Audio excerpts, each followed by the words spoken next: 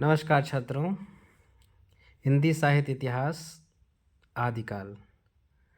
हमारे मस्तिष्क में ये बात आई कि वीडियो में बीए प्रथम सेमेस्टर आदिकाल के बच्चों के लिए एक ऐसा वीडियो बनाया जाए जो माइनर के लिए भी उपयोगी रहेगा और मेजर छात्रों के लिए ये नोट्स भी उनके लिए परीक्षाओं में जो संभावित प्रश्न हो सकते हैं उनके लिए अच्छे से कंटेंट मिल सकता है। और ये हिंदी साहित्य का पहला काल आदिकाल है और पेपर में या परीक्षा में इससे प्रश्न अधिक से अधिक आते हैं। और जैसा कि कक्षाओं में बताया भी गया है कि आदिकाल के नामकरण पर प्रश्न बन सकता है और हिंदी साहित्य में आदिकाल के कवियों पर प्रश्न बन सकता है। और आदिकाल का हिंदी साहित्य के इतिहास में क्या महत्व है, इस पर मैं एक संक्षिप्त वीडियो और नोट्स के रूप में आपको ये वीडियो देना चाहता हूँ। और अब हम प्रारंभ करते हैं कि हिंदी साहित्य के इतिहास के आदिकाल को कैसे समझेंगे। हिंदी साहित्य का जो आदिकाल है, आचार्य रामचंद्र शुक्ल ने हिंदी साहित्य का इतिहास ग्रंथ लिखा। यहाँ पर ये भी बताना चाहूँगा कि हिंदी साहित्य के इतिहास का जो नामकरण है, जैसे बहुत सारे नाम हैं, उसमें एक नाम आदिकाल है और शुक्ल जी ने इसी आदिकाल को वीरगाथा काल कहा है।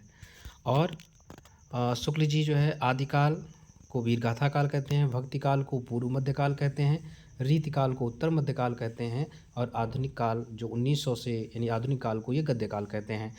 तो वीरगाथा काल 1050 से 1375 संवत तक चलता है। भक्तिकाल 1375 से 1700 और 1700 से 1900 संवत तक रीतिकाल चलता है। आधुनिक काल 1900 से अब तक चल रहा है। आदिकाल के बारे में, आदिकाल के पर जो माइनर और मेजर दोनों में प्रश्न बन सकता है, आपके पास अगर ये थोड़ा सा ये नाम हो तो आप मेजर और माइनर दोनों में आपके लिए कारगर रहेगा। जैसे चारण काल जॉर्ज ग्रियर्सन ने कहा, आरंभिक काल मिश्रबंधु ने कहा, आदिकाल वीरगाथा काल आचार्य रामचंद्र शुक्ल ने कहा, संधि काल चारण काल डॉक्टर राम कुमार वर्मा ने कहा, प्रारंभिक काल डॉक्टर गणपत चंद्र गुप्त ने कहा। इतना ही आपको याद रखना है। एक काल और इसमें एक और बच रहा है, आचार्य महाविशाल द्विवेदी ने बीजवपन काल कहा और इसके पश्चात थोड़ा सा अंधकार काल और आधार काल, मोहन अवस्थी और कमल कुलश्रेष्ठ, ये भी नाम आपको याद रखने की आवश्यकता है। पेपर में एक बार जहाँ तक हमारी स्मृति बन रही, एक बार ये प्रश्न पूछा जा चुका है, इनको आप याद रखिएगा। इसके बाद हम थोड़ा सा आगे चलते हैं। आचार्य आदिकाल की समय सीमा, आचार्य रामचंद्र शुक्ल के अनुसार संवत 1050 से 1375 विक्रमी संवत तक इसकी समय सीमा है। और आदिकाल के साहित्य को 5 भागों में बांट सकते हैं अगर हम आदिकाल के साहित्य को समझें। जब शुक्ल जी ने इतिहास लिखा उस समय रासो साहित्य यानी वीर गाथा की रचनाएं नागरी प्रचारणी सभा और अन्य शोधों द्वारा प्राप्त की जा चुकी थी। पर सिद्ध साहित्य, जैन साहित्य, नाथ साहित्य और अन्य कुछ ऐसे साहित्य जिनको लौकिक साहित्य कह सकते हैं, उन पर शोध होना बाकी था। पर जैसे जैसे हिंदी साहित्य के इतिहास लेखन अन्य इतिहासकारों ने किया, उनके सामने बहुत सारे आंकड़े आए और अब आदिकाल यानी जो इसको वीरगाथा काल कहा गया था, उसमें सिद्ध साहित्य, जैन साहित्य, नाथ साहित्य, रासो साहित्य और लौकिक साहित्य हमारे सामने आते हैं। सिद्ध साहित्य के बारे में आपको जानना है मेजर के लिए, तो इसमें सिद्ध साहित्य बौद्ध धर्म की ब्रजयान शाखा से प्रचार प्रसार के लिए सिद्धों ने जो साहित्य जनभाषा में लिखा वही सिद्ध साहित्य कहलाता। इतना ही आपको याद रखने की आवश्यकता है और इससे ज़्यादा आपको याद रखने की आवश्यकता नहीं है। सिद्धों में सरहपा, सबरपा, लुइपा, डोमपा और इन सब का नाम आप याद रखिएगा। थोड़ा सा सरहपा और सबरपा का याद रखिएगा। इतिहासकारों ने सरहपा को जो है हिंदी का प्रथम कवि कहा, ये भी याद रखिएगा। एक प्रश्न जो माइनर के लिए बनेगा, जैसे सरहपा कौन है, तो जिसमें पा लगा होगा वो सभी साहित्य हिंदी साहित्य सिद्ध साहित्य के हैं। और जो है सिद्धों की जो संख्या है वो क्या है, सिद्धों की संख्या 84 है। ये माइनर के लिए है, आप इसको याद रखिएगा। आगे हम चलते हैं। 84 सिद्ध हैं। 84 सिद्धों में जो वैसे तो प्रथम सरहपा हैं, इन्हीं का नाम राहुल भद्र और सरोज भद्र है और इन्हीं के और कई सारे नाम हैं, वो आपके लिए उतने महत्वपूर्ण नहीं है। सरहपा की रचना दोहा कोश है, ये भी आप याद रखिएगा छात्रों। और उसके पश्चात दोहा कोश को आप याद रखिएगा। इसके पश्चात हम थोड़ा सा और आगे चलते हैं। जैन साहित्य में आते हैं। जैन साहित्य में बौद्ध धर्म की भांति ही जैन धर्म साधुओं ने अपने मत का प्रचार प्रसार किया। जो साहित्य लिखे गए वो क्या साहित्य कहलाएंगे? वो जो है जैन साहित्य कहलाए।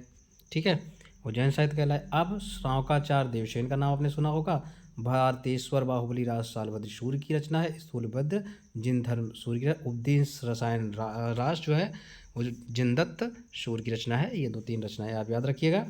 इसके बाद नाथ साहित्य आएगा। नाथ साहित्य जो है ऐसा जैन बहुत सारे हैं, तो जो आप महत्वपूर्ण हैं उनमें कुछ चर्चा की गई, कुछ क्या आगे आप देखिएगा। इसमें एक रचना मैं आपको अपने याद आ रही है, मैं बता देना चाहूँगा। जैन साहित्य में आप स्वयंभू को याद रखिएगा। स्वयंभू को जो है जय स्वयंभू को वाल्मीकि कहा जाता है, ये याद रखिएगा। हिंदी का वाल्मीकि कहा जाता है, या जो है इस भाषा का अपभ्रंश का वाल्मीकि कहा जा सकता है, कहा जाता है। और उन्होंने एक रचना लिखी थी पयुमचर्यु। पयुमचर्यु का अर्थ होता है पवित्र चरित्र वाला, अर्थात इस पवित्र चरित्र किसका है? मर्यादा पुरुषोत्तम श्री राम का है, तो इसलिए उनको याद रखने की आवश्यकता है। बस इसके अलावा थोड़ा सा हमारा आगे चलते हैं। पुष्पदंत का भी नाम आपको याद रखना होगा, और ये भी जैन साहित्यकार हैं। अब हम आगे चलते हैं नाथ साहित्य में। नाथ साहित्य में सिद्ध परंपरा से विकृतियों को दूर करने के लिए नाथ संप्रदाय का उदय हुआ।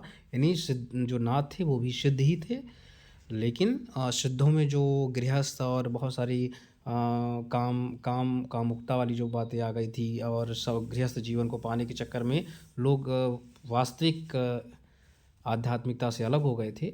उसको दूर करने के लिए नाथ परंपरा आई। और नाथ परंपरा में केवल 9 नाथ होते हैं, क्योंकि जीवन को जिस कठिनता से जीने का प्रयास व्यक्ति को करना चाहिए वो कम ही लोग कर पाए, जिसमें से 9 नाथ आते हैं। तो एक हैं मत्स्येंद्रनाथ, जिन्हें प्रवर्तक कहा जाता है, और गोरखनाथ को नाथ संप्रदाय के विकास और संवर्धन के रूप में जाना जाता है।